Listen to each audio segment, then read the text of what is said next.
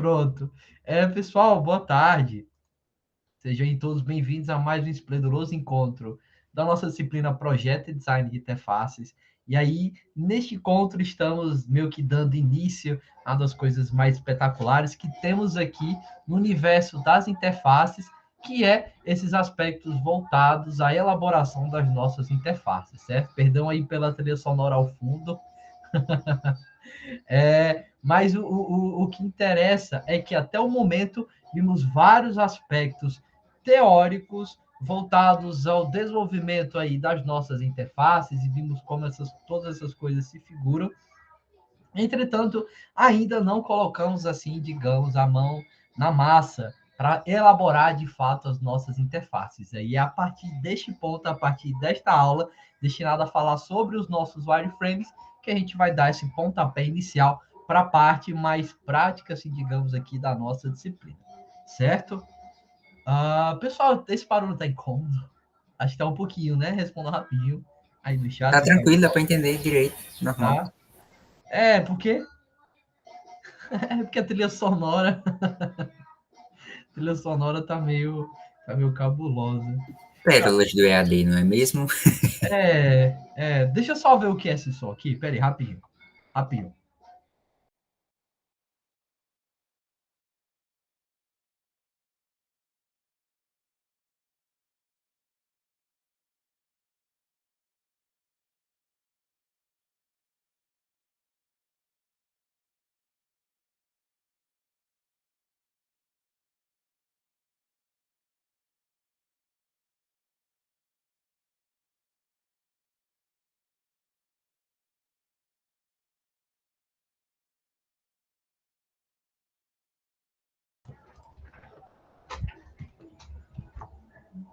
Pronto, pessoal. Vamos aqui com o que a gente puder. Então, se esse som aí tiver muito incômodo, se incomodarem, eu peço perdão. Então, beleza. Então, vamos aqui dar início ao tópico dessa aula, falando a respeito dos nossos wireframes. Wireframes é um termo novo, assim, digamos, para vocês. E aí vou falar aqui sobre o que rege esse novo conceito. Beleza? Então, o wireframe é bem simples de se entender o que significa esse termo.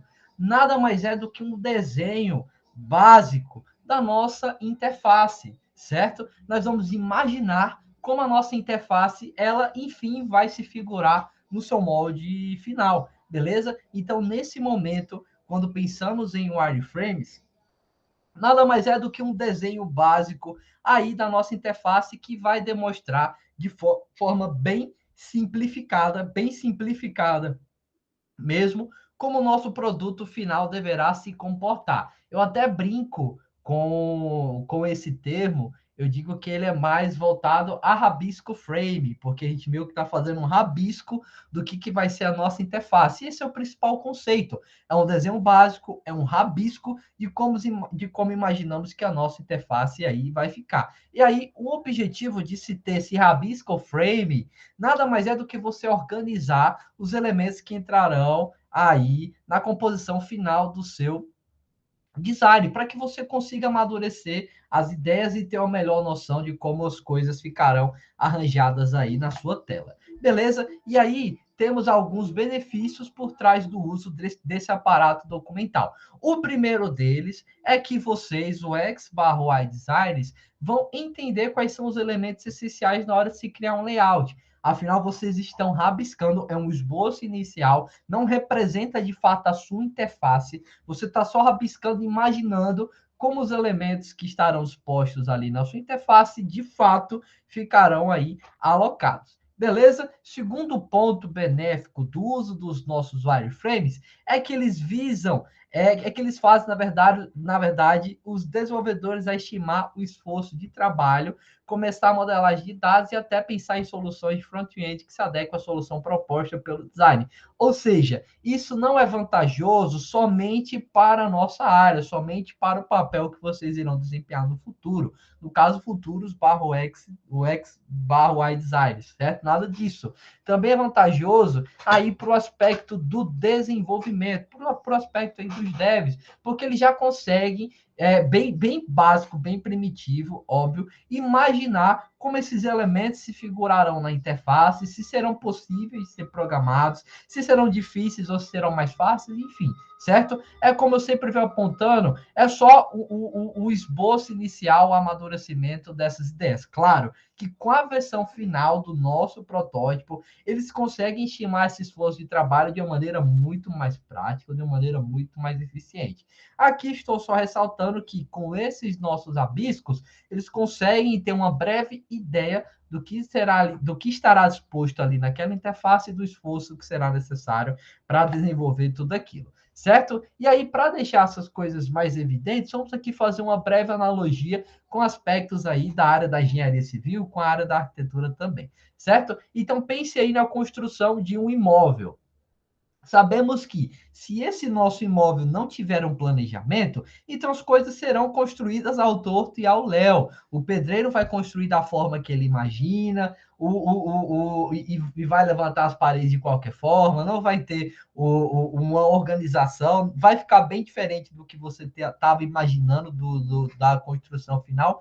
Enfim, então é necessário que antes de se erguer todas essas paredes e se comprar todo o material que seja necessário para a construção desse imóvel, tem que ter uma etapa de planejamento. Tem que ficar planejado, tem que ficar acordado que aqui nesse espaço vai ser construído o quarto, aqui nesse outro espaço vai ser construída a cozinha, aqui nesse outro espaço vai ser construída a sala, aqui vai ser construído o banheiro, o tamanho de cada um desses cômodos, se vai possuir corredores, onde estarão as janelas, enfim, tudo isso tem que ser aí definido, tem que ser planejado antes de se iniciar o processo aí construtivo desse imóvel. Porque se você fizer o caminho inverso, construir antes de planejar, construir antes de planejar, só planejar depois, então você vai estar aí envolto em um caos total, porque serão construídas assim as coisas ao torto e ao léu, o resultado é óbvio que vai ficar bem diferente do que você estava esperando.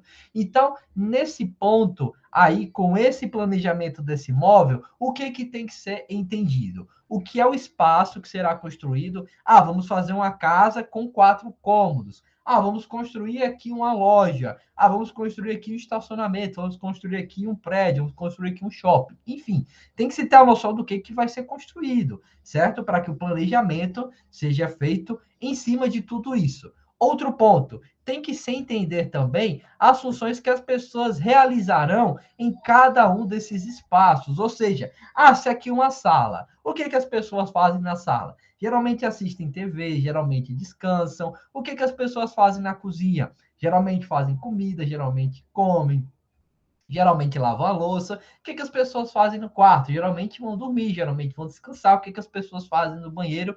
Enfim, tem que se ter também a noção do que vai ser realizado em cada um desses espaços para que se tenha um planejamento adequado, tomando isso como base, certo? E aí, por fim, o que também é necessário entender é que na verdade, quais cômodos que irão compor esse imóvel. Como eu bem tinha dito, aqui vai ser uma sala, aqui vai ser uma cozinha, aqui vai ser um corredor, aqui vai ser um banheiro, enfim. Então, nesse planejamento aí, fazendo essa analogia com aspectos da engenharia civil, essas coisas são pensadas. Quando nós temos lá a nossa planta, acho que eu estou enganado, o termo é planta baixa, quando temos lá a nossa planta baixa, tudo isso é definido, essas coisas são pensadas para que o imóvel seja construído mediante todo esse planejamento inicial, porque afinal os outros modelos, as outras documentações que vêm posteriormente vão amadurecer essa ideia e vão pensar em outros aspectos aí do imóvel, certo? E aí só quando tudo está definido, aprovado e testado é que a construção inicia. Ou seja, vejam que tivemos todo esse processo aí de planejamento para só então dar início à nossa construção. Ou seja, tudo isso foi definido, tudo isso foi pensado, tudo isso foi acordado para que posteriormente as pessoas responsáveis por levantar esse imóvel possam, enfim, trabalhar. Beleza? E aí eu trago aqui só a planta baixa de um imóvel, só para vocês entenderem o que eu estou fazendo, o que eu estou falando. Então, se vocês notarem aqui, nessa planta baixa, vocês não precisam ter conhecimento aí da área da engenharia civil. Não, mas vocês podem muito bem olhar essa planta e entender que aqui é uma cozinha, olha só, kitchen, a tradução aí de cozinha. Temos aqui um bathroom, que é o nosso banheiro, temos aqui o bedroom, que é o nosso quarto, aqui outro quarto, e temos aqui 2 terraços, que meio que são as varandas aqui desse nosso imóvel. Então, só olhando esses aspectos básicos aqui dessa nossa planta baixa, já conseguimos imaginar o que cada um desses cômodos vai representar e como eles estarão aí organizados. Outros elementos que também conseguimos identificar. Olha só, estamos aqui na living room, a nossa sala de estar, temos aqui um sofá, temos aqui uma TV, temos aqui, imagino eu, um centro, temos aqui uma mesa, temos aqui uma pia, um fogão, aqui alguma coisa que eu não sei bem o que seria. Temos aqui o nosso banheiro, e olha só, para entrar no banheiro temos aqui a porta, e a porta vai ser aberta nessa angulação, nesse sentido. Temos aqui uma banheira, aqui uma pia, aqui um chuveiro, aqui uma pia, aqui no quarto, ó, temos a cama, o ângulo aí da porta, enfim. Então, dentro desse planejamento, dentro dessa nossa planta inicial, nossa planta baixa, perdão, conseguimos imaginar todos esses elementos e como as coisas aí se figurarão. Beleza? Ok? E aí, pessoal, no processo de construção dos nossos produtos digitais, o mesmo ocorre. Nós temos, isso é um breve, um breve não, é um grave erro aí dos programadores, que nós queremos já colocar a mão na massa, pensar, sei lá, vocês aí estão com a proposta de desenvolver um sistema, vocês já partem para a codificação sem ter antes todo esse planejamento prévio. E aí, essa analogia que eu fiz também se encaixa perfeitamente aí na nossa área. Afinal, se você for construir algo sem ter o planejamento, independentemente do que for, é um prédio, é uma casa, ou é um software, é um aplicativo, é um jogo, se nenhum desses elementos tiver um planejamento, a coisa aí vai tender ao fracasso, as coisas aí sairão dos eixos e você se encontrará assim no baita problemão, certo? Então, os nossos wireframes, eles servem como um dos aparatos documentais que meio que figuram na tarefa de fortalecer aí o planejamento que foi feito. Então, tal qual a planta baixa que os engenheiros, os arquitetos utilizam para se levantar um imóvel, nós temos os nossos wireframes que são também utilizados para se desenvolver o nosso sistema, para imaginar como o nosso sistema vai ser, quais as funcionalidades que ele deve dispor, como essas funcionalidades irão, assim, se figurar, irão se complementar, enfim, certo? Então, na criação do nosso wireframe, você, futuro ex/Y designer, deve levar em consideração, opa, travou aqui, deve levar em consideração alguns fatores, que são os objetivos de negócio. Então, você precisa entender o que é a sua aplicação e quais são os seus objetivos.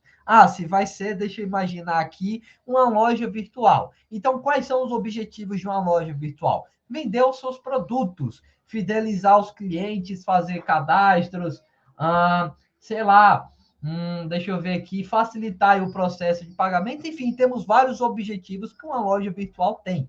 Então, para se garantir a construção de um wireframe adequado, você também precisa entender quais são os objetivos aí da sua aplicação. Outro ponto importante são os requisitos técnicos. E isso diz muito respeito à área da programação, porque veja só, beleza, vou criar aqui uma loja virtual. O que a minha loja virtual tem que prover como requisito técnico? Tem que prover segurança das informações, porque afinal os clientes estarão passando dados sigilosos, como o seu cartão de crédito, por exemplo, e você tem que prover, assim, um nível de segurança adequado para se lidar com esses dados tão criteriosos, eu diria, certo? Outro ponto, você vai ter que ter cadastro aí dos clientes, vai ter que ter todo um arcabouço estrutural no sentido do cliente poder visualizar o produto, poder favoritá-lo, poder calcular o frete, enfim, as coisas aí que todas as lojas virtuais têm em comum.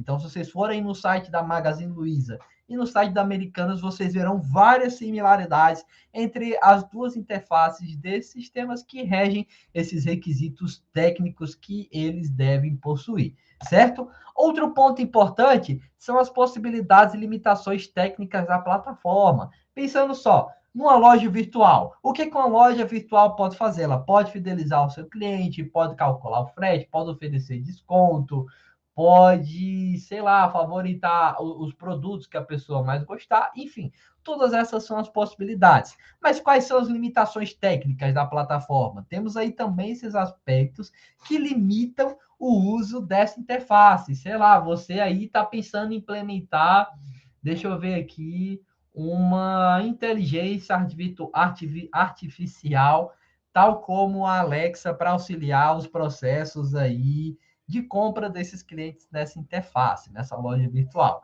Isso poderia se figurar como limitação técnica para esse projeto. Seria algo massa você ter assim um assistente virtual que seria bem similar às pessoas que atendem, os atendentes que atendem você quando você chega numa loja? Sim, seria interessante. Só que quais são os impactos de ter isso no projeto? Será que seria algo custoso? Será que seria algo muito difícil de ser elaborado? Será que seria algo rentável? Porque eu falo por mim, quando eu vou na loja, algum atendente vem na minha direção, eu já informo para ele que eu estou só dando uma olhadinha. Eu prefiro ver as coisas sem muita pressão. E talvez muitas pessoas que vão utilizar assim, a sua loja virtual, elas também se encontrem nessa questão. Não querem ter alguém para auxiliar, quer procurar por conta própria, que é só dar a famosa olhadinha, certo?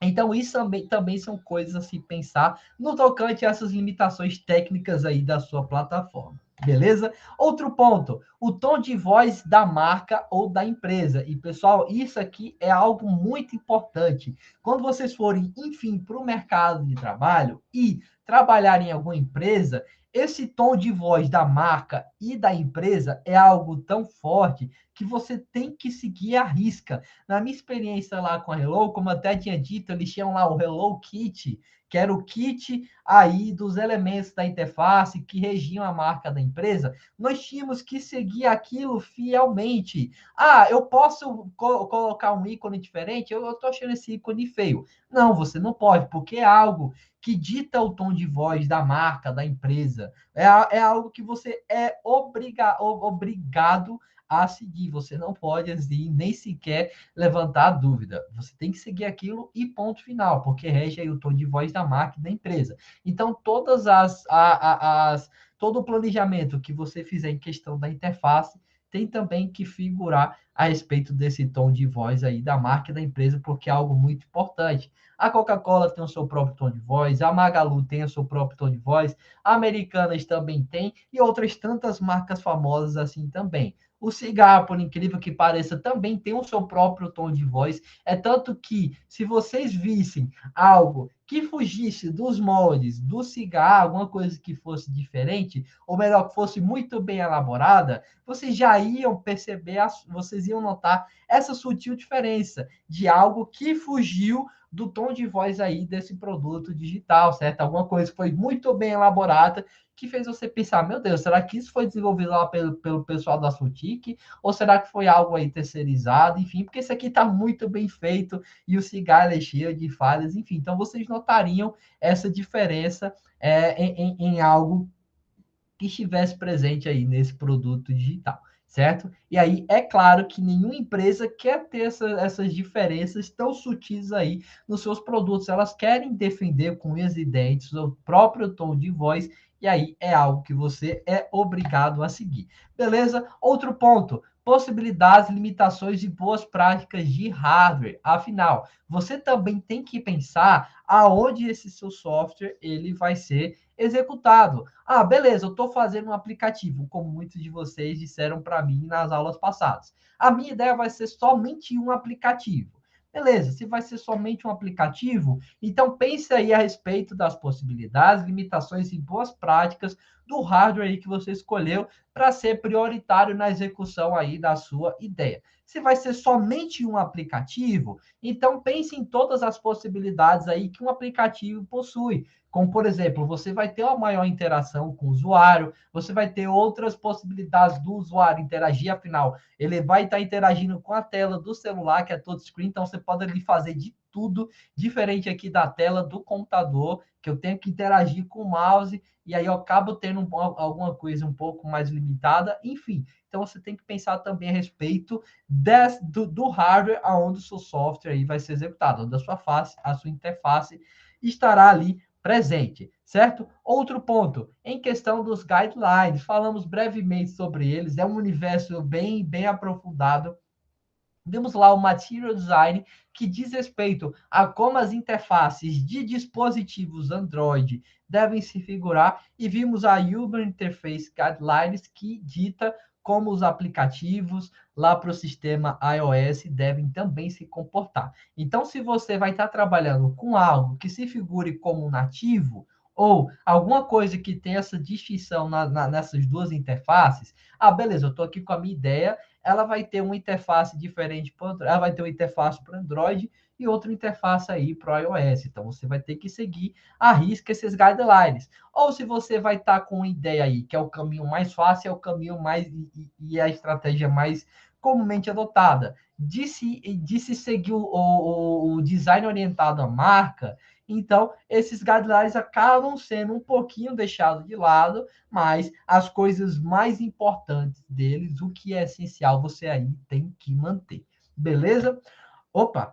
Outro ponto aqui diz respeito ao conceito criativo. Eu sei que cada um de vocês tem uma própria maneira de pensar. A forma como o Vinícius pensa é diferente da forma como o Flávio pensa, que é diferente da forma como a Natália pensa, que é diferente da forma como o Bruno pensa, que é diferente da forma como o Lucas pensa. Enfim, todos nós somos universos diferentes. Opa! Todos nós somos universos diferentes. Então, cada um de nós temos os nossos próprios processos criativos, certo? Ou temos as nossas próprias preferências. O que me agrada é diferente do que agrada o Vinícius, que é diferente do que agrada qualquer um de vocês, certo? Então, esse conceito criativo também é algo que está presente nas nossas interfaces, porque vejam só, pronto, o nosso trabalho seria a mesma ideia para todo mundo. Eu iria passar uma loja de artigos nerds para todos. Então, todos teriam os mesmos requisitos, todos teriam a mesma problemática e todos iriam trabalhar em cima da mesma ideia. Entretanto, cada um de vocês iria ter um conceito criativo diferente. Então, por mais que seja a mesma ideia, o Vinícius ia fazer uma interface diferente na interface que o Flávio iria fazer, elas não iriam ficar iguais. Beleza, talvez ficassem iguais, mas não totalmente, não fielmente, não 100%. Talvez possam ter uma alta taxa de similaridade, afinal é o mesmo problema, nós vamos ter as mesmas bases, que serão lojas virtuais aí, que vocês encontram ao Torto e ao Léo na internet, enfim, Entretanto, cada um de nós teríamos aí o nosso conceito criativo, e é isso o que iria tornar diferente as nossas interfaces. E, pessoal, essa questão do conceito criativo também é algo muito presente aí no mercado de trabalho, porque vejam só, diferentes profissionais têm diferentes maneiras de se desenvolver um produto. Nós também temos as nossas próprias preferências, então é bem comum que vocês encontrem sei lá, designers ou programadores que atuam em uma área específica. Por exemplo, temos os programadores que preferem fazer aplicações, outros que preferem fazer sistemas web, outros que preferem, sei lá, fazer sistemas desktop e por aí vai. Então, cada pessoa tem a sua própria área de atuação, na verdade, a sua área preferencial de atuação, assim eu diria, e isso também rege esse conceito criativo, esse processo criativo todo aí por trás. Beleza? E por fim, as boas práticas. E as boas práticas regem o que nós vimos aqui ao longo de todas as nossas disciplinas, de toda essa disciplina, que é algo que eu venho discutindo ao Torto e ao Léo aí com vocês. Então, tudo o que foi visto, tudo e muito mais, afinal, essa disciplina era para ser dividida em duas para dar conta de eu poder falar tudo. Então, todas essas boas práticas, tudo aquilo que foi estudado também se figura aí na criação dos nossos wireframes. É óbvio que se figura, né? Afinal, agora estamos pegando o que foi visto na parte teórica e colocando aqui nessa parte prática, já colocando aí a mão na massa. Beleza? Ok? Então, satisfeitos todos esses fatores, vocês, futuros UX/UI designers, vão colocar no papel uma primeira materialização do que vocês sabem sobre o produto. Ou seja, vão começar o planejamento.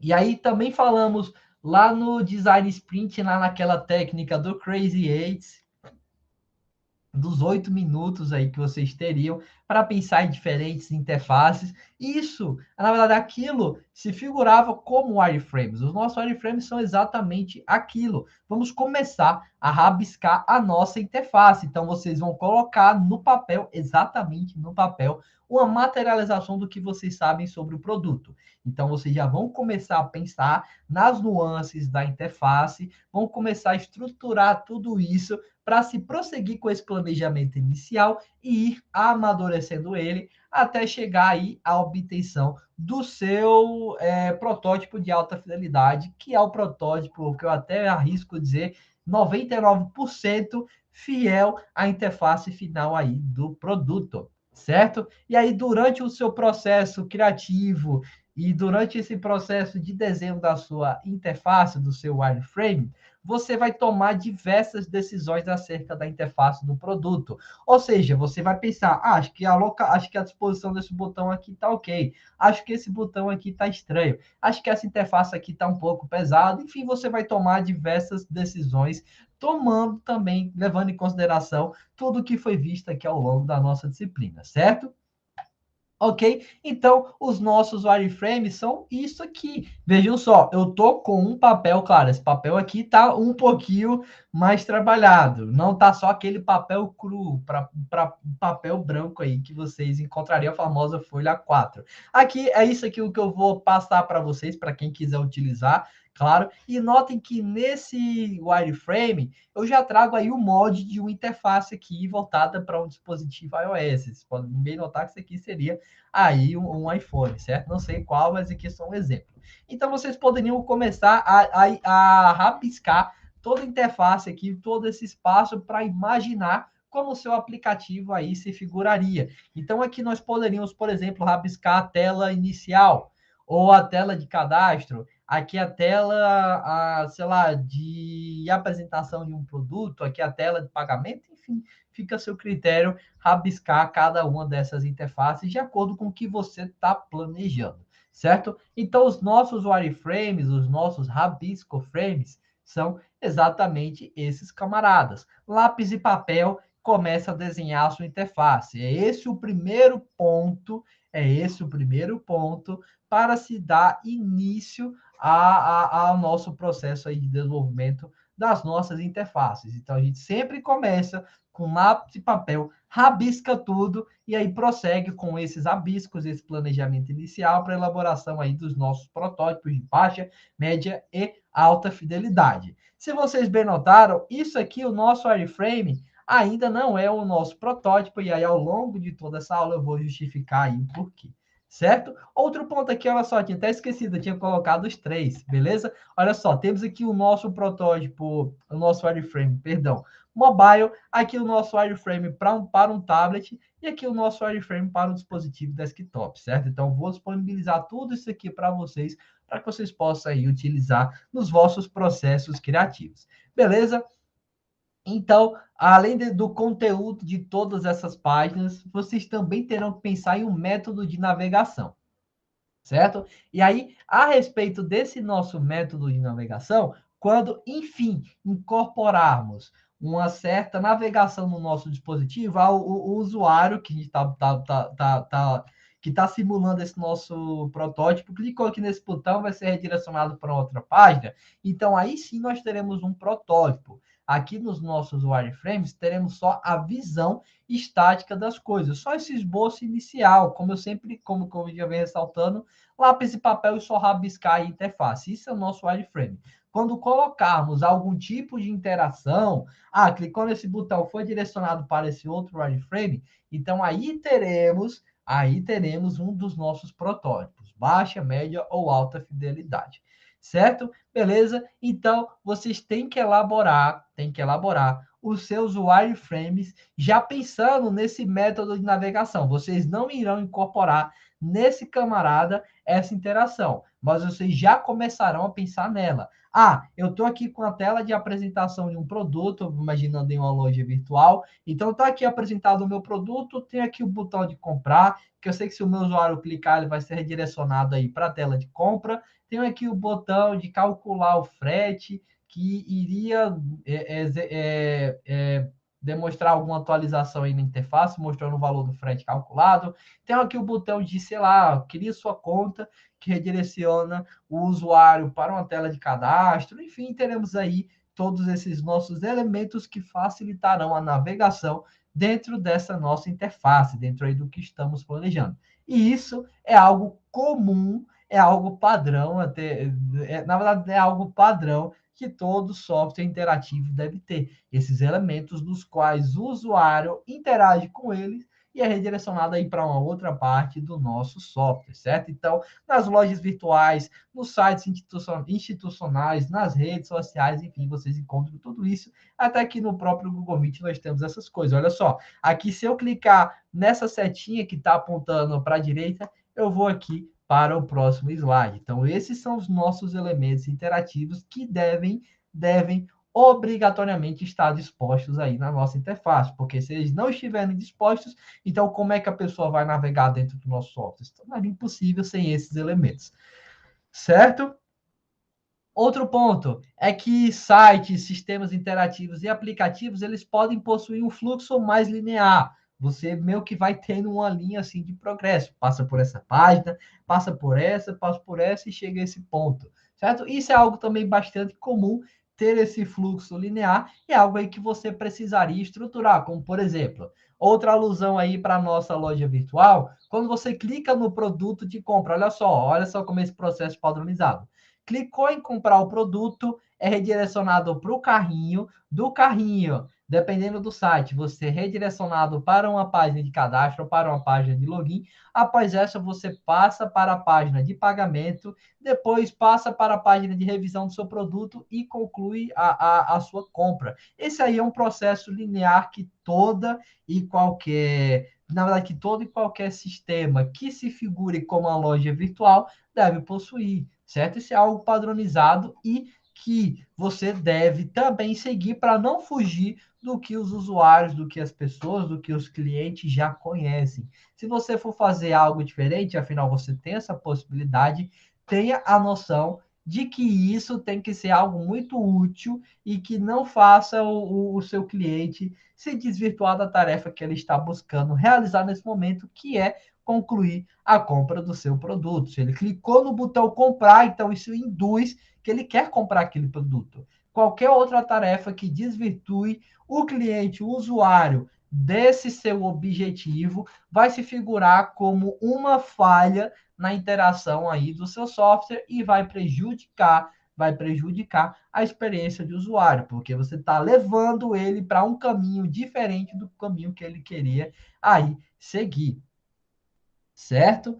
Ó, hoje algumas lojas já disponibilizam comprar com clique. De fato, quando você clica em comprar com clique, você já vai diretamente para essas etapas aí de conclusão do produto. Se eu não estou enganado, quando você clica nisso, você nem passa pelo carrinho, você já vai direto aí para finalizar o produto. Se eu não estou enganado, é isso o que significa esse comprar com clique. E o nosso comprar, o botão padrão, a gente clica nele, vai ser redirecionado para o nosso carrinho, rever todos os produtos que estão no nosso carrinho, pode retirá-los ou pode mudar a quantidade, enfim, depois clica em finalizar a compra e aí sim você segue para esse processo aí de finalização, de conclusão da sua compra. Esse comprar com clique, se eu não estou enganado, é algo que veio para facilitar, olha só, é uma inovação. É algo que há pouco tempo atrás não existia e aí algum ex-Y designer percebeu a necessidade de se já priorizar a conclusão da compra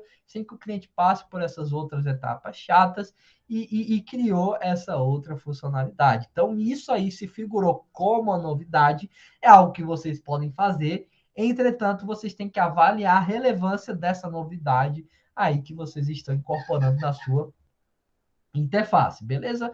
É algo que vocês podem muito bem fazer, entretanto, tenham muita cautela para evitar criar algo aí que não venha a ser utilizado.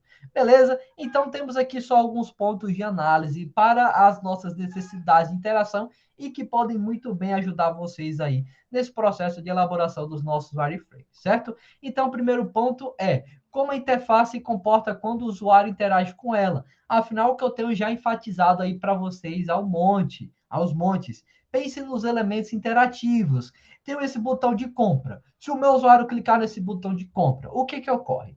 Tenho esse botão aqui de calcular frete. Se o meu usuário clicar nesse botão, o que ocorre? Então, vocês têm que pensar em como a interface se comporta quando o usuário interage com ela. Afinal, vocês estão elaborando a interface de um sistema interativo. Olha só, ênfase nesse termo interativo. Se é um sistema interativo, então é óbvio que alguém vai interagir com essa interface. Então, o seu sistema tem que comportar essas interações e refleti-las da forma adequada.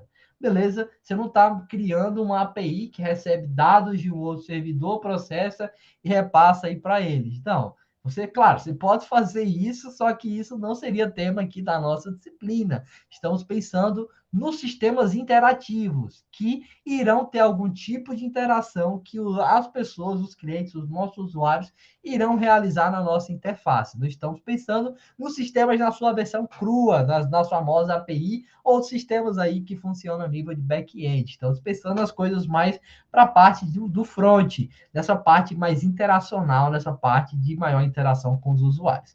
Beleza? É triste tentar calcular frete na Netshoes. Por que, Manuel? Me diz aí o seu processo catastrófico com esse cálculo do frete. Se for o que eu estou imaginando, que eu tinha ressaltado para o pessoal, que algumas lojas só permitem que você calcule o frete quando você vai fazer o pagamento do produto, e aí você tem que passar pela revisão do carrinho, pela etapa de login, pela adição do seu endereço, enfim, se for isso, então é algo muito chato. Não aparece o preço. Não, eu não falei isso hoje, eu falei nas aulas passadas. Mas é exatamente isso, você só consegue calcular o frete já na página de pagamento. É isso, Emanuel? Confirme só para mim rapidinho, aí no chat. Ó, você tá falando aí que não aparece o preço? Ah, pronto. Isso é muito chato, muito chato. Eu tinha até enfatizado para o pessoal já tinha até concordado comigo que isso é muito chato e é uma estratégia muito sacana de se fidelizar, não é nem fidelizar, mas de se obter as informações de contato de uma pessoa, de fazer com que essa pessoa faça o cadastro, porque olha só, para você calcular o frete, você teve que adicionar o produto no carrinho, teve que fazer o seu cadastro ou fazer o seu login. No pior caso, teve que fazer o cadastro, teve que adicionar o seu endereço para só depois, na página de pagamento, você conseguir visualizar aí o preço do frete. Isso é muito chato, porque isso te trouxe uma experiência negativa e fez com que a empresa agora tenha mais um cadastro de usuário na sua base de dados, e através desse cadastro eles podem entrar em contato. Então, é uma estratégia muito baixa.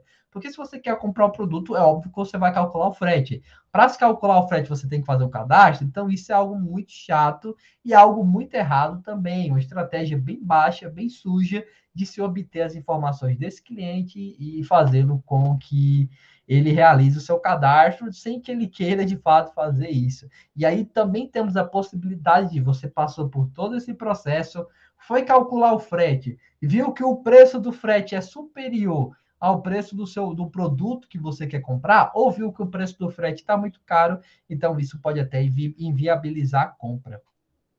É algo muito chato. Aí você coloca no carrinho, eles ficam enchendo o saco com muito e-mail. Pronto, é exatamente isso que eu acabei de falar. Porque você fez o seu cadastro, eles agora têm essas suas informações. Porque para fazer o seu cadastro, você teve que inserir o seu e-mail e provavelmente teve que colocar algum telefone. Então, ele já tem essas suas informações de contato. Então, pode encher a sua caixa de e-mail com vários e-mails promocionais ou pedindo para você retomar a compra, ou podem te ligar, mandar SMS, entrar em contato pelo WhatsApp, enfim, ter aí infinitas maneiras de te incomodar, certo?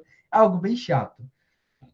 Voltando aqui para a discussão, outro ponto aí de análise para vocês perceberem a necessidade de se ter uma interação na sua interface interativa. Há sempre uma troca de página, ou seja, Se eu cliquei aqui no botão de compra, eu vou para uma página diferente, eu vou mostrar o meu carrinho, por exemplo, certo? Ou se eu cliquei em comprar com clique, eu vou aí para a página já de pagamento. Se eu cliquei aqui na página de calcular o frete, há necessidade de se abrir uma outra página? Não, você já pode aproveitar os elementos aí que a interface já possui e só atualizar aquele elemento que está ali presente na interface e fazê-lo refletir aí essa nova alteração, essa atualização aí nos dados. Se o cliente clicou em calcular o frete, então somente aquele elemento tem que ser atualizado. Pense aí também, olha só, para vocês verem como é importante ter conhecimento acerca da programação. Pensem só, se vocês vão fazer com que seja carregada uma nova página leva tempo para ser carregada, principalmente se a rede do cliente aí estiver instável. Se você já tem essa página carregada e vai atualizar somente um dos elementos dessa página, isso acaba sendo muito mais rápido do que você ter que carregar toda uma outra página, certo? Então a gente também pode pensar aí nesses aspectos mais técnicos. Afinal, todos aqui têm conhecimento em programação, então já consegue imaginar como essas coisas aí se figurariam em parte do seu código, certo? Até porque se abrir muitas páginas acaba desviando o foco do usuário. De fato, lembre do que eu sempre faço dizer aqui na disciplina. Não desvirtue os vossos usuários da tarefa que eles querem realizar. O usuário quer comprar alguma coisa, então mantenha a integridade nessa tarefa, mantenha o foco nessa tarefa, não desvirtue ele desse objetivo. Quer calcular o frete? Beleza. Então deixa o usuário fazer isso. Quer favoritar o produto? Quer, sei lá, parcelar o produto, ver aí as formas de parcelamento, as opções de pagamento, enfim, não desvirtue os usuários dos vossos objetivos. Isso é uma coisa muito importante. Terceiro ponto, as ações dos usuários revelaram novos conteúdos nessa mesma página. Isso aqui já diz respeito ao que eu tinha falado aí do cálculo do frete. Se a gente vai calcular o frete, então vai aparecer na interface um novo elemento, sei lá, poderia ser uma tabelinha, mostrando aí todos os preços do frete e o usuário escolhe qual deles ele quer optar, porque a gente sabe que nós temos as opções mais econômicas de frete que demoram um tempo e nós temos as mais rápidas que gastam, que são um pouco mais caras, beleza? Então isso aqui se figuraria como algo aí a ser refletido nessa nossa interface e se figuraria também como novo elemento. Beleza? Outro ponto, há feedback para cada ação tomada, e essa questão do feedback é muito importante, porque olha só, se o usuário clicou em um elemento interativo na nossa interface e nada aconteceu, isso vai causar a sensação no usuário de que aquela interface possui alguma falha. Opa, eu cliquei aqui no botão de favoritar. Só que o coraçãozinho lá, a gente sabe que o favorito é um coração. O coraçãozinho aqui ele não está colorido, ele não está preenchido. Continua da mesma forma. Pode ser que, a nível de back-end, aquele produto foi favoritado e adicionado ao seu perfil, ao seu cadastro lá nessa loja. Beleza, isso pode ter acontecido. Mas se a interface não refletir isso, então vai causar essa sensação para o usuário. Então o usuário vai lá clicar várias vezes nesse elemento. Clique, clique, clique, clique. Opa, nada está acontecendo. Mas lá por trás aí dessa interface, esse produto está sendo favoritado, mas a interface não está refletindo isso.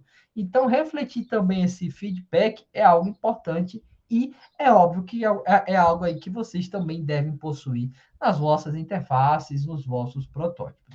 Beleza? Ok. Então, esses aqui são alguns pontos aí de análise para que vocês levem em consideração quando forem rabiscar aí as vossas interfaces. Agora, se aprofundando um pouco mais no conceito principal dessa aula, a respeito dos nossos wireframes, vamos aqui falar um pouquinho mais sobre eles. Então, o uso dos nossos wireframes é algo muito comum na profissão do UX/UI Designer. É algo que vocês irão fazer aos montes. Se alguém aqui quiser seguir carreira nessa área, então já esteja ciente de que em muitos momentos aí da sua carreira profissional, você vai estar lá sentado na sua mesa, rabiscando alguma interface, fazendo esse planejamento. Isso é algo muito comum, é algo rotineiro, é algo padrão, assim eu diria, na profissão do UX/UI design, beleza? E aí, E aí, deixa eu ver aqui, mesmo em times nos quais não há um designer ou arquiteto da informação, outras pessoas também podem ficar responsáveis por planejar os detalhes da interface. Ou seja, podemos ter alguma empresa que não tem aí a figura de um X/Y designer, tem só lá a figura do programador front-end, beleza. Mas mesmo sem a presença desse profissional, eles também podem ter a possibilidade de rabiscar uma interface. O uso dos nossos wireframes, o que eu quero enfatizar, não é algo restrito à nossa profissão. Fiquem com isso em mente. Qualquer pessoa, gerente de projetos, programador, analista de requisitos, qualquer pessoa pode rabiscar uma interface. Não tem dificuldade nisso, pessoal. Lápis e papel, imaginar como a interface ficaria. Entretanto, o ideal é que um profissional qualificado se responsabilize por tal tarefa. Pessoal, quem é um profissional qualificado? Vocês. Vocês que aqui estão matriculados nessa disciplina e acredito que muitos de vocês aqui irão seguir carreira nessa área, então vocês se figuram como profissional qualificado para essa tarefa. Não um programador front-end, por exemplo. Beleza, ele pode ter aí a noção da interface, entretanto, ele não tem noção da experiência do usuário, não tem noção aí dos critérios de qualidade de uso, não tem noção de vários outros elementos que contribuem na experiência do usuário, na experiência de uso desse usuário. Então, qualquer pessoa pode fazer um wireframe, entretanto, o ideal é que um profissional qualificado se encarregue dessa tarefa, porque aí você vai ter a noção de que o produto final obtido vai ser qualificado. Olha só, fazendo analogia novamente à nossa planta baixa. Qualquer um de vocês podem fazer uma planta baixa. Vocês podem muito bem pegar um lápis e papel imaginar, essa parte aqui da casa vai ser uma sala de estar, essa aqui vai ser o banheiro, essa aqui vai ser a cozinha, essa aqui vai ser o meu quarto. Vocês podem imaginar a sua casa, por exemplo, certo? Podem fazer isso. Entretanto, a sua planta baixa não vai ser tão não vai possuir tanta qualidade, porque você não teve formação nessa área. Você não tem formação na área da engenharia civil, na área de arquitetura, para entender todas as nuances por trás.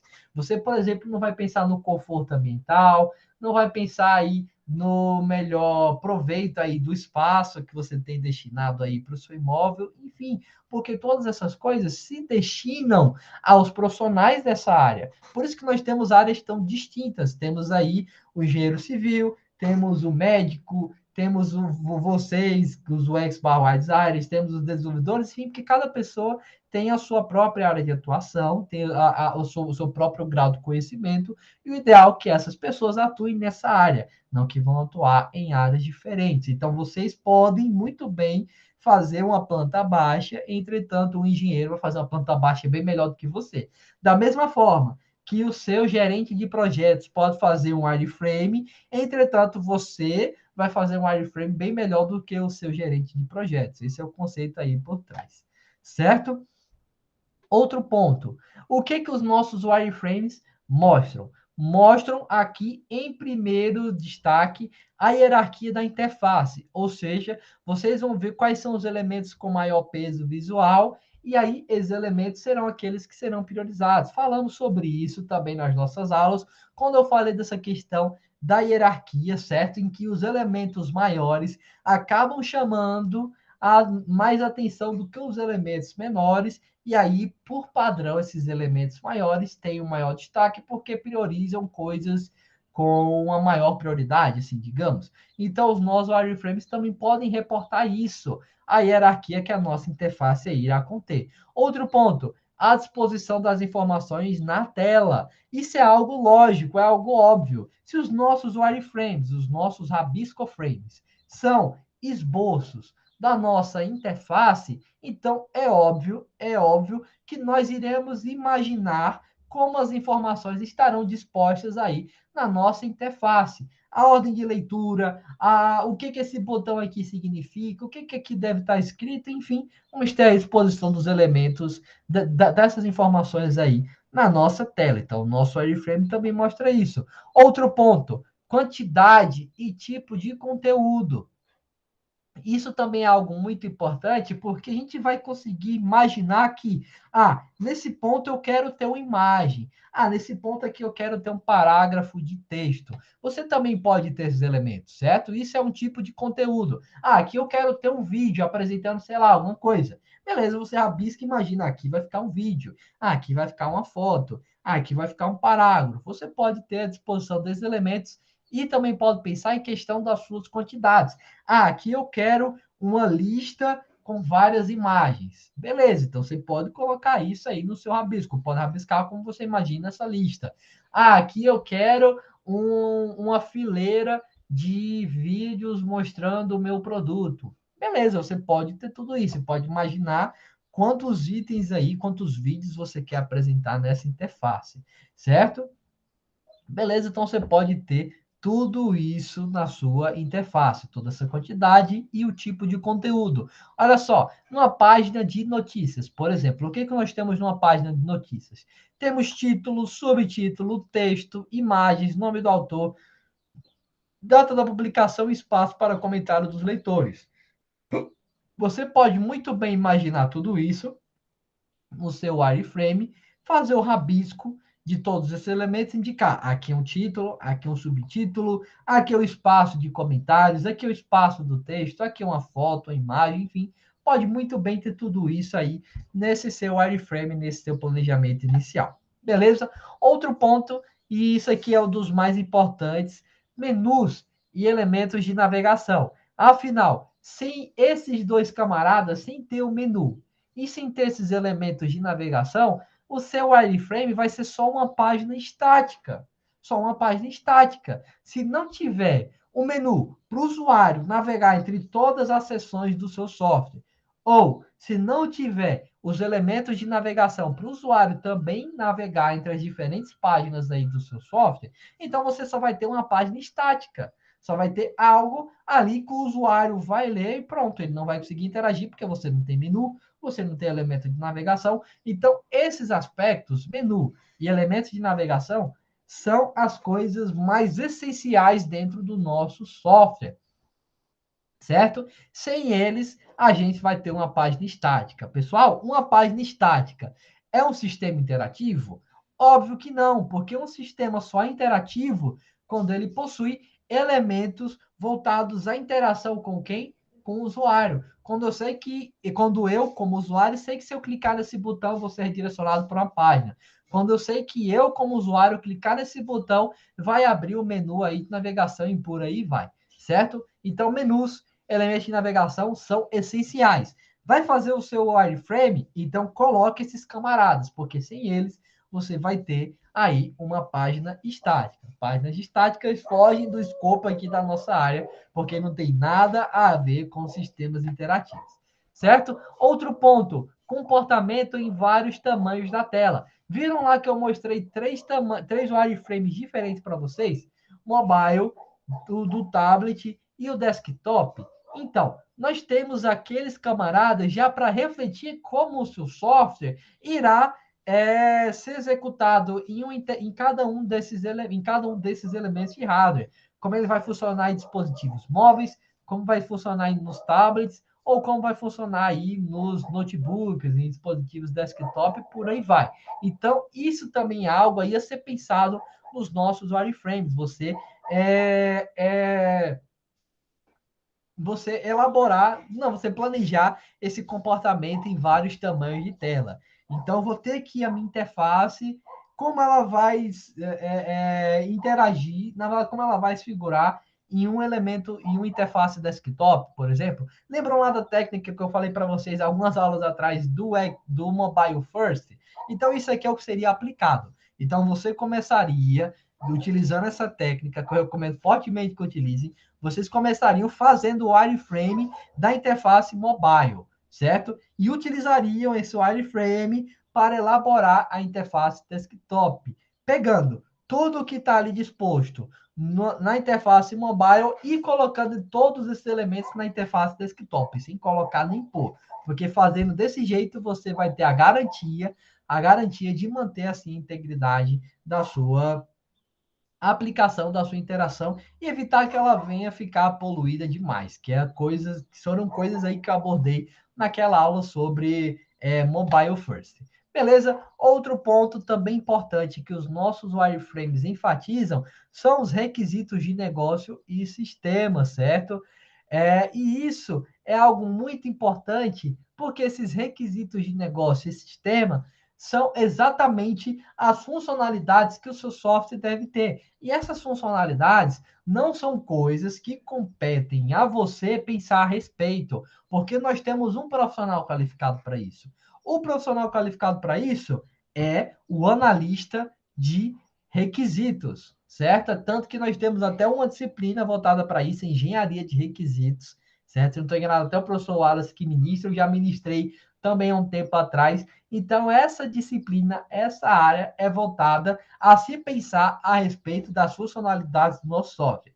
E aí temos toda uma estratégia por trás, certo? Então, isso é algo que não compete a você pensar. Claro, você pode sugerir funcionalidades para o software, não só pode, como também deve. Você não tem só que fazer interface. Você também tem que se impor. Ah, eu acho que isso aqui não está interessante. Acho que poderíamos ter essa funcionalidade. Por aí vai. Entretanto, estruturar todas as funcionalidades do software, como todas elas serão desenvolvidas, como todas elas se figuram, é competência do analista de requisitos. Vocês só tomam as coisas que os analistas de requisitos direcionam para vocês para criar as vossas interfaces. É assim que as coisas ocorrem.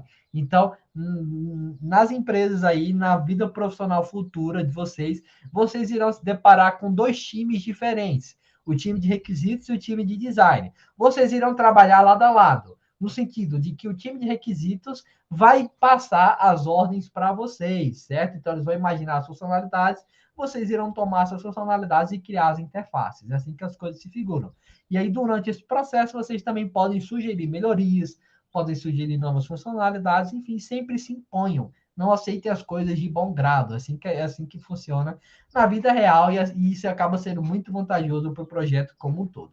Certo? Então, em resumo, os nossos wireframes são a representação das funcionalidades do nosso sistema. Então, sempre que pensarem em wireframe, sempre que se depararem com esse conceito, tenham noção de que ele é uma representação do que o nosso software irá possuir a nível de funcionalidades e também a nível de interação, como essas funcionalidades estarão representadas e como o usuário vai interagir com cada uma delas. Beleza? Ok? Vamos lá. Outro ponto aí também importante são as variações e estados diferentes aí do nosso sistema. Então, isso também é algo importante ser pensado, porque olha só, vamos ter uma visão para o nosso sistema quando o usuário está logado, e vamos ter uma visão diferente do nosso sistema quando o usuário não está logado. Ou vamos ter uma visão diferente do nosso sistema quando o usuário está no seu primeiro acesso, por exemplo. Então, isso é uma variação. Isso é um estado diferente do nosso sistema e são coisas que podemos também refletir através dos nossos wireframes. Beleza? Então, vocês também têm a possibilidade de refletir esses diferentes estados aí do nosso sistema. Beleza? Ok? E aí, aqui, só fazendo um comparativo, só para vocês verem a importância dos nossos wireframes na elaboração do nosso produto final, do nosso protótipo de alta fidelidade, ou do nosso produto já final, o nosso site, a nossa aplicação, o nosso sistema, enfim. Olha só, estou aqui com wireframe, lápis e papel. Isso aqui é um rabisco. Imaginei como ficaria minha interface. Olha só, eu sei que aqui eu vou ter alguma imagem, eu sei que aqui eu vou ter algum botão, eu sei que aqui eu vou ter algum título. Eu sei que aqui eu vou ter duas imagens, cada uma delas com dois botões. Eu sei aqui que eu vou ter uma área de pesquisa, certo? Estou até aqui com a barra de pesquisa. Eu sei aqui que eu vou ter o rodapé, enfim. Então, imaginei tudo isso aqui na minha interface. Beleza.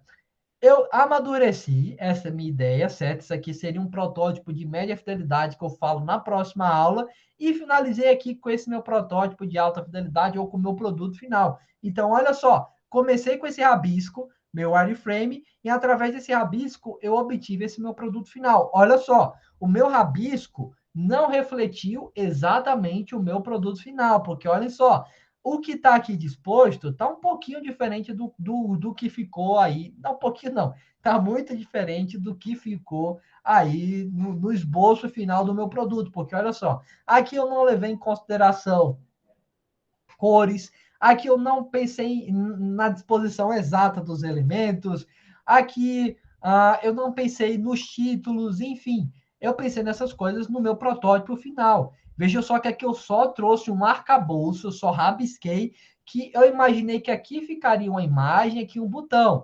Aqui também ficou a imagem e um botão. Aqui imaginei que ficariam duas imagens e um botão a cada uma delas. Beleza, temos aqui duas imagens e um botão ao lado, então aqui ficou diferente. Aqui eu continuei com a minha barra de pesquisa, aqui em cima eu tenho um título, e aqui eu também continuo com esse título em minha barra de pesquisa. Então veja só que aqui eu só rabisquei como as coisas ficariam, e eu utilizei esse meu rabisco para amadurecer e melhorar essa minha ideia. Assim que as coisas se figuram, certo?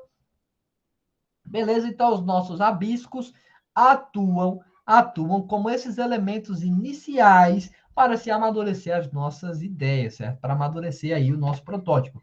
Outro exemplo, olha só, estou aqui com algo que também foi feito, aqui está um pouquinho mais bonitinho do que o anterior, foi feito com mais cuidado. Estou aqui com outro rabisco, certo? Outro wireframe. Então, imaginei que aqui eu vou ter algum título, aqui eu vou ter alguma imagem, aqui eu vou ter um parágrafo de texto, aqui eu vou ter um botão e aqui vai ser uma ação. Beleza. Peguei tudo isso, criei esse meu protótipo de média fidelidade, certo? Aqui eu já amadureci. Aqui é uma logo, aqui é uma imagem, parágrafo, aqui um botão e aqui uma ação a ser desempenhada, certo? Olha só como o meu produto final ficou. Logo, opa, logo está aqui, então continua exatamente nesse mesmo local, certo? Space Stuff. Opa, agora aqui eu estou imagem. Essa imagem eu arquitetei que ela estaria disposta nesse local. Então aqui está a minha imagem, continua aqui, meu produto final também permaneceu. Aqui eu vou ter um parágrafo. Aqui eu também tenho, tá aqui o meu parágrafo final, certo? Ó, o primeiro lançamento de uma nave espacial ocorreu em 12 de abril de 1981, certo? Tá aqui só informação aí, uma curiosidade para vocês. Aqui, olha só, o que que isso aqui significa, essas reticências? Significam aquelas diferentes abas, digamos assim, que nós temos para navegar no nosso elemento. Porque olha só, quando eu vejo isso aqui, eu sei que eu estou nesse segundo elemento, nessa segunda aba. Eu sei que se eu clicar aqui na terceira, vai abrir uma outra coisa. Se eu clicar aqui na quarta, abre outra coisa e por aí vai. Então, essas reticências, esses pontinhos, estão representando exatamente isso. Opa, aqui eu tenho um CTA, uma Call to Action, certo? Uma chamada para uma ação. E aí, qual vai ser essa ação? Get Started, ou de início, beleza? E aqui eu tenho aqui o meu botão de login, aqui uma ação, olha só, está aqui esse meu botão, meu perdido, porque o que é mais prioritário nesse sentido é que a pessoa aí já dê início ao uso dessa aplicação e o login acabou sendo deixado um pouquinho de lado, segundo a lógica aqui do que eles imaginaram. Então, vejam só, parti desse meu rabisco e imaginei como todos os elementos dessa interface, neste momento, estarão presentes. Então, aqui eu defini que seria uma logo, tá aqui a logo, aqui uma imagem, tá aqui uma imagem, aqui um parágrafo, tá aqui um parágrafo, aqui aquele menuzinho de navegação através dos pontinhos, tá aqui ele, aqui uma call to action chamada para ação, get started, e aí com tamanho maior, vejam só a questão da hierarquia, que eu também consegui imaginar aqui. Olha só, se o botão está maior do que o botão de login, então esse aqui vai ter que ter um maior destaque. E é o que está ocorrendo, get started tem maior destaque do que o botão aqui de login, por aí vai. Certo? Ok. Beleza, então é isso. Esses são os nossos wireframes. Deixa eu ver aqui a pergunta do Flávio. Esses mais simples servem para evitar retrabalho, né? De fato. A gente já elabora essas coisas assim, nesse sentido mais simples, para lá na frente tomá-las na elaboração de algo mais sofisticado, porque, vindo só, esse mais simples foi aqui planejado e exatamente esse mais simples ditou a disposição dos elementos na minha interface, no sentido de que, olha só, eu vejo isso aqui, eu sei que é uma imagem, e a minha imagem está exatamente nesse mesmo local. Eu vejo isso aqui, uma call to action, um botão que chama uma ação, e ele está exatamente aqui nesse local. Ele também está com um tamanho maior, Então, na minha interface final, ele tem que ter esse maior destaque, questão aí da hierarquia. Ah, aqui eu tenho um parágrafo, beleza, aqui vai estar um parágrafo. O que vai estar escrito nesse parágrafo? Não sei. Eu vou pensar nisso no meu protótipo final, no meu protótipo de alta fidelidade, em que aí sim eu irei colocar essas informações, beleza? Então, tudo isso aqui já serviu para evitar o nosso retrabalho. Eu já trabalhei em cima de tudo isso, planejei e só amadureci. Pronto, outra analogia. Isso aqui é a nossa planta baixa, isso aqui seria uma. Eu não sei, porque eu não sou da área, né? Mas isso aqui seria, sei lá, uma planta mais sofisticada, no sentido de que, olha só, aqui nesse exemplo eu mostro que aqui eu tenho um banheiro, aqui eu tenho um quarto, aqui eu tenho uma cozinha, aqui eu tenho uma sala de estar. Beleza. Só que como vai ser o meu quarto? Como vai ser o meu banheiro? Em questão de cores, em disposição de móveis, em questão de azulejo, enfim, todas essas coisas eu penso aqui no meu protótipo de alta fidelidade, porque é o que vai refletir o meu produto final. Então, a mesma analogia. Então, aqui eu penso mais na parte estrutural, na questão dos cômodos, certo? Aqui eu já penso mais na parte interna. Beleza? Então, eu mantive a disposição desses cômodos e agora eu só e agora eu melhorei a apresentação desse produto. Olha só, o seu quarto vai ficar dessa forma. Então, a sua cama vai ser desse jeito, a cor do seu quarto vai ser desse jeito, o azulejo vai ser desse jeito, as paredes vão ser pintadas dessa forma, aqui vai ter um desenho, aqui vai ter um criado mudo, aqui vai ter essa TV, enfim. É isso aqui o que eu planejei e é essa referência aí que eu posso fazer para que vocês enxerguem melhor tudo isso. Beleza? Então, só retomando, nossos wireframes são os nossos cômodos, a nossa planta baixa, os nossos protótipos de alta fidelidade, que é o que vocês verão depois, é o nosso. É a nossa. Eu acho que eles chamam de maquete, não sei. É a visão final de como a casa ficaria, certo? Acho que vocês conseguem entender a analogia que eu estou querendo aqui fazer. Beleza? Outro exemplo, olha só, pessoal. Estou aqui, olha só, já estou fazendo um comparativo com o produto final, certo? Olha só, estou aqui com dois wireframes, dois rabiscos. Aqui eu vou ter uma logo, aqui eu vou ter um botão de mais, aqui vai ter uma mensagem, aqui vai ter outra. Ao clicar nessa mensagem, eu vou ser direcionado para essa tela. Então, vai aparecer aqui a logo, botãozinho de mais.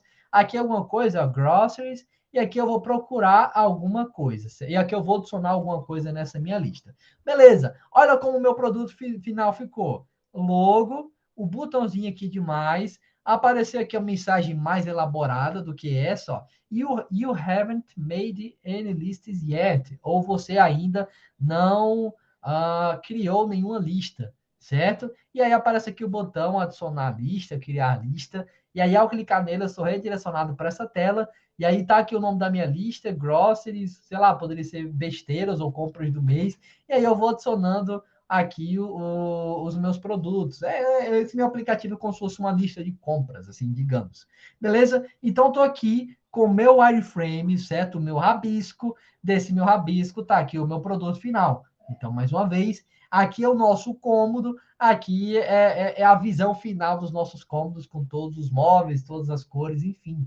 Beleza? Então, aqui o rabisco do meu produto, aqui já o meu produto final e como ele se figuraria, como o meu usuário vai interagir aí com ele. Certo?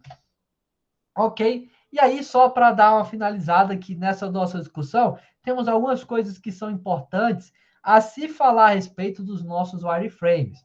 Abordei sobre tudo o que é um wireframe. Entretanto, ainda não enfatizei o que não é um wireframe. Olha só, os nossos wireframes, eles não demonstram o layout final. Isso aqui, pessoal, isso aqui é o layout final? O meu produto vai estar exatamente desse jeito? Não. Isso aqui é o meu produto final? Não, meu produto final não vai estar, não vai ser exatamente desse jeito. Isso aqui é o meu produto final? Não, também não é. Então, é nítido enfatizar que os nossos wireframes não refletem isso. Não refletem a visão final do nosso produto, certo? Outro ponto, também não refletem a identidade visual da marca.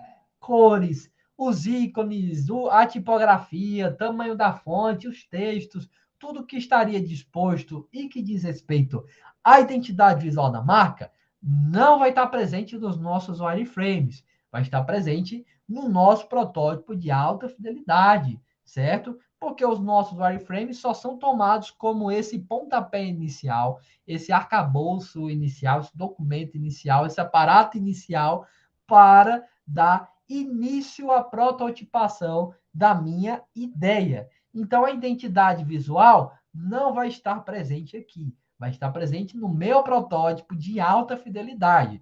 Aqui eu estou só imaginando como esses elementos estarão arquitetados, certo?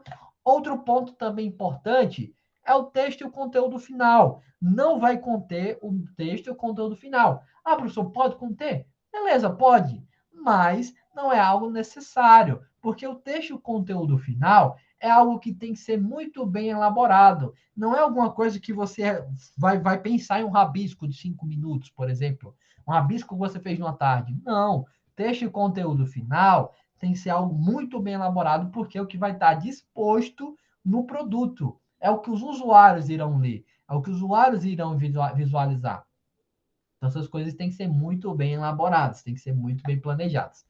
Certo? Outro ponto, não vai refletir todos os casos de uso do produto. Vocês sabem muito bem o que são nossos casos de uso, sabem que os nossos casos de uso refletem funcionalidades do nosso software, e aí nos nossos wireframes também não teremos todas as funcionalidades do nosso software.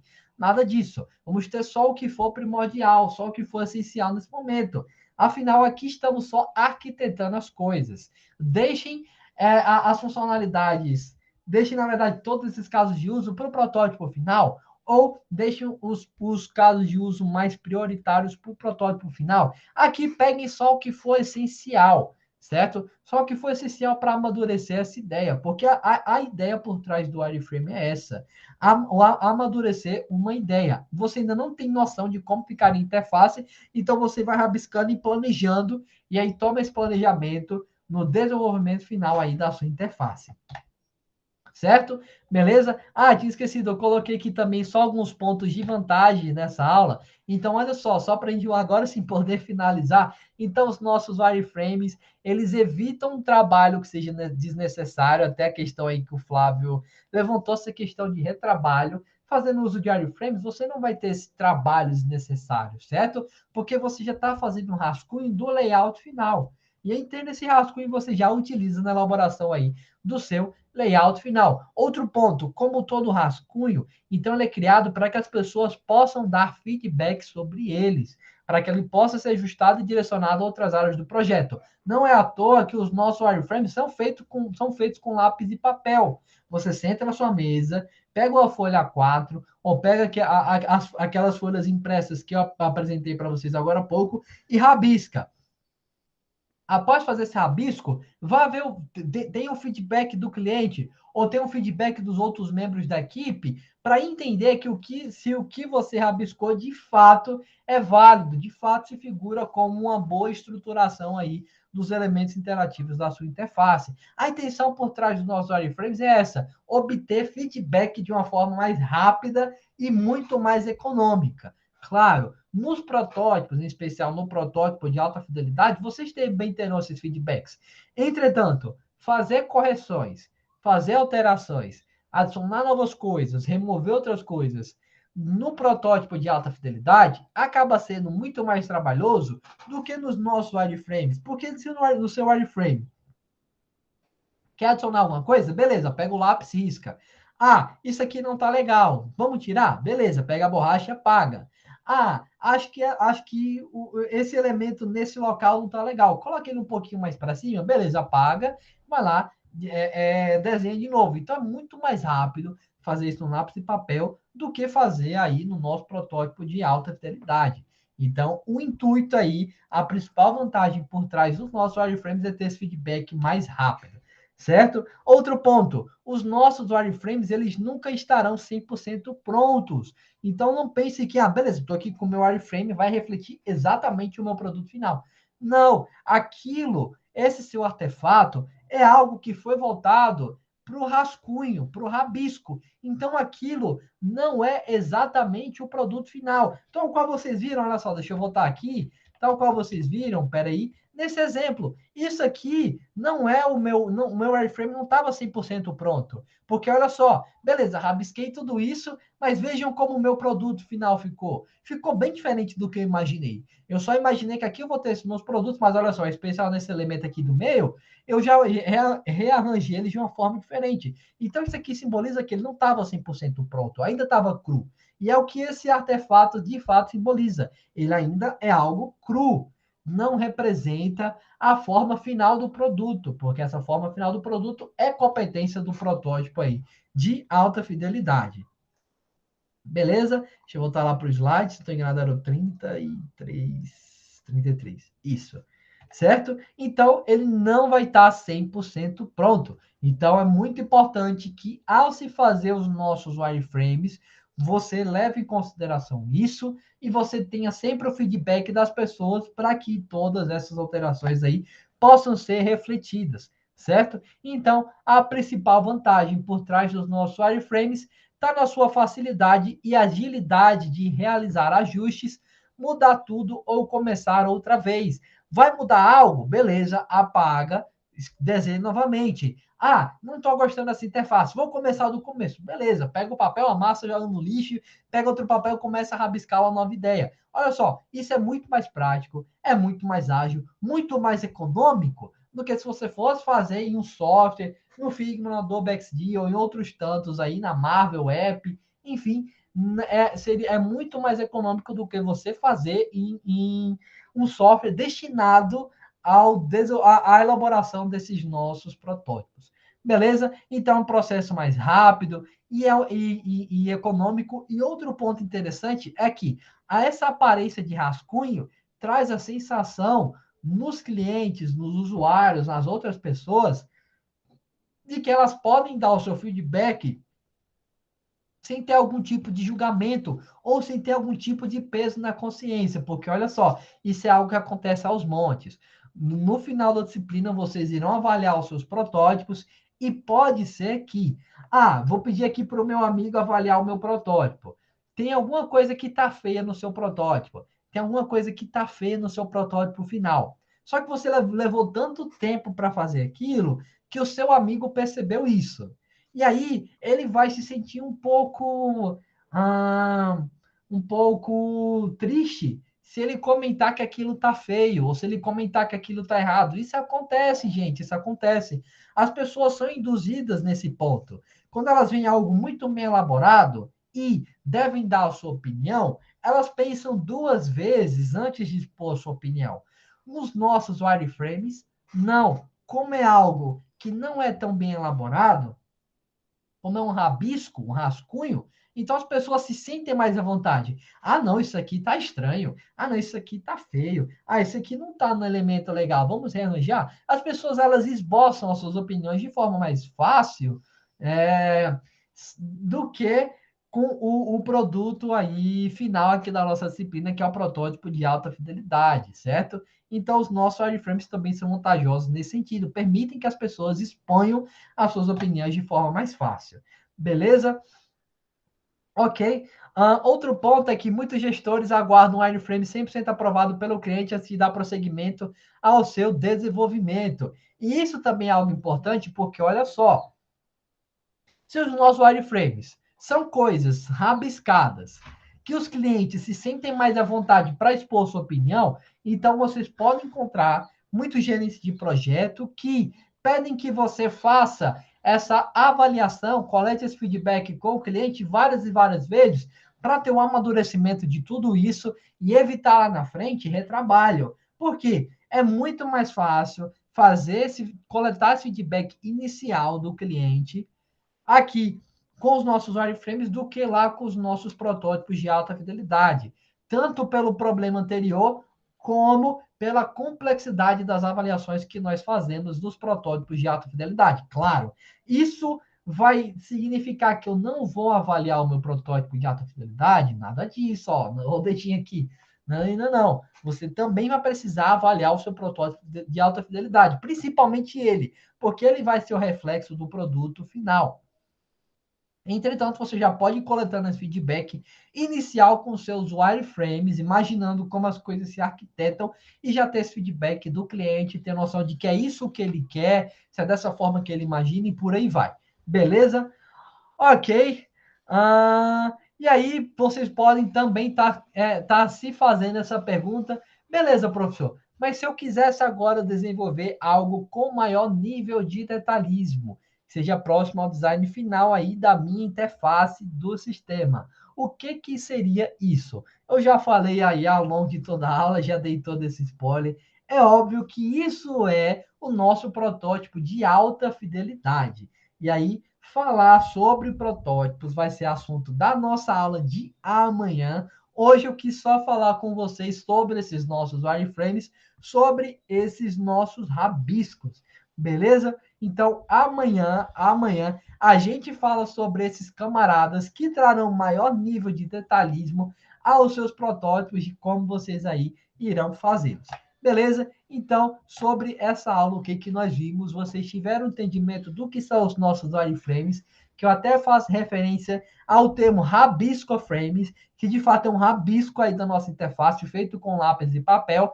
Vimos as suas vantagens e a sua utilidade e tivemos um preparo muito massa para o assunto da nossa próxima aula. Diria que até a aula mais importante aqui da disciplina é a próxima, em que a gente vai falar sobre os nossos protótipos. Beleza? Então, pessoal, é isso aí o que eu tinha preparado aqui para hoje. Aqui estão as referências e aí agradeço a atenção de todos vocês. Beleza? Então a gente se encontra amanhã às 4 horas da tarde aqui para mais um encontro da nossa disciplina para, enfim, dar prosseguimento ao tema mais importante aqui desse universo das interfaces que diz respeito aí aos nossos protótipos, beleza? Então, um abraço aí para todos vocês. Obrigado, Natália, Flávio, pelos elogios. Fico feliz. E é isso, pessoal. Então a gente se encontra amanhã para poder falar sobre tudo isso, beleza? Então, um abraço aí para todos vocês. Valeu e tchau, tchau. Fui!